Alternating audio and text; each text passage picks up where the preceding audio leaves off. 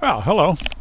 A lot of people have written me and ask, how do you do a chart? What do you do when you read a chart for somebody like a horary chart? And I thought, okay, well, why don't I put up an easy one? This came to me a couple of years ago. It was about an artist who wanted to produce a show about his work, wanted to do an art show. And so I thought, okay, let's show the chart. And it was so blatantly clear that this was going to turn out the way it did, that I thought, wow, this is an easy chart for classroom instruction. So well, let's begin with Gemini as the rising sign, because this is our focal point. This is the person asking the question. And of course, the person asking the question, being Gemini, is ruled by the sign of Mercury. So the Mercury and the Gemini work together here, and we can see that the projection of the personality is over here in the 6th house of slings and arrows and sticks and stones. And you can see it's in the sign of Scorpio. Well, the idea of it being in the 6th house already suggests that the person is somewhat concerned about the outcome of the show and outcome of how these things are going to turn out. The other ruler of the 1st house, of course, always the sub-ruler, is the emotional side. So as Mercury is the head of the game, we're going to notice that the emotional side of this is the moon. And we can see here that the moon is in the last degree of Virgo, again, under the sign of Mercury, its ruler. So these two things are telling me about this person and what he thinks the show might do for him. Okay. Now, the first thing we want to look at is that this Mercury is under a very strong and powerful Mars.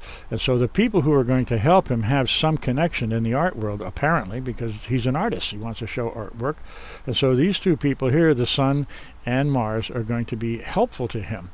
The outcome of this, of course, is the 4th house, and the display of advertising, the 3rd house. Both of them are in the 6th house, again, weak.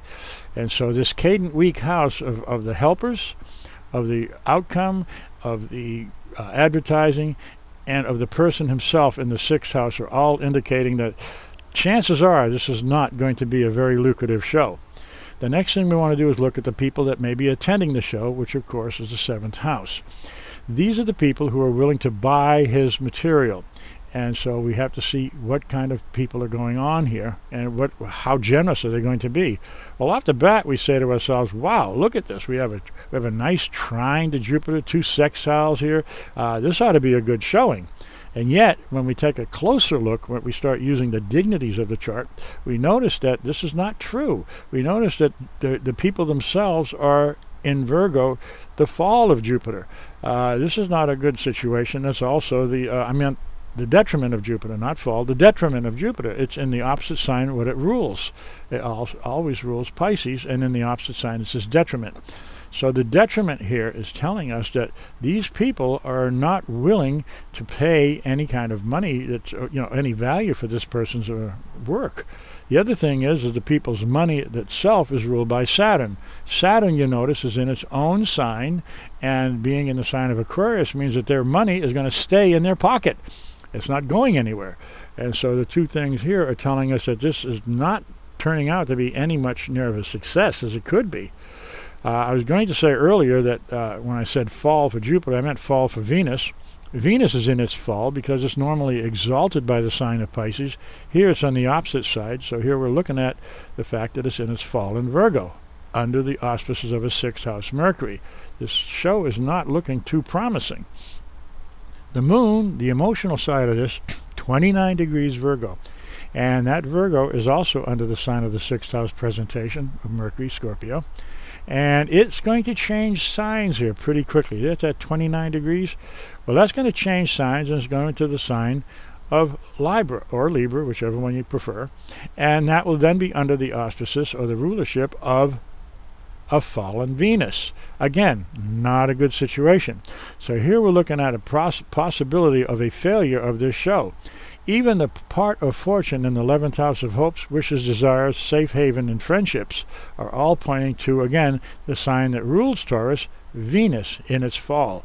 So I have Jupiter in its detriment, I have Venus in its fall, I have weak 6th house planets, and I have people who are coming to see the show in their detriment, and I see their money, Saturn is in its own sign, meaning their money stays in their own pocket.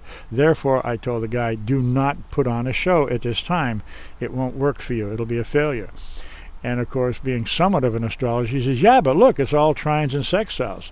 I said, well, it just makes it easier for them to say no and look at it. He produced an awful lot of money in the show, which is where we see the sign here, the money sign. Cancer, ruled by the moon, moves into the idea of the Venus party, which is in its fall. And it gives us the fifth house of fun in the show itself, is creative work. And that goes under the sign of Venus, its fall again. So his money takes a fall. His artwork is taking a fall. He's taking a fall. This whole thing is all saying, not a good time to do this show. The outcome?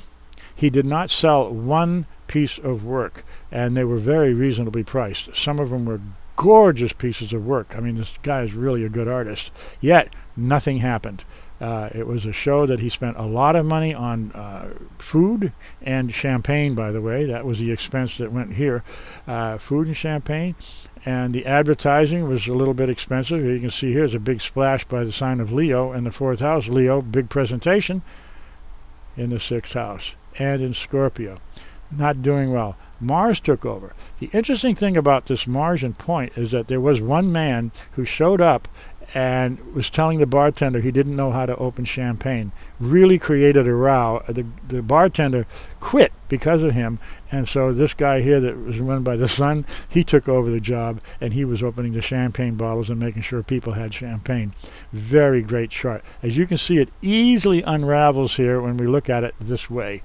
So there you have a little idea of how I read a chart. If you'd like to know more, go to my website, kaldu.com, kaldu.com. You can see the stuff over there that I do as well. Thanks for tuning in, and we'll see you after a while.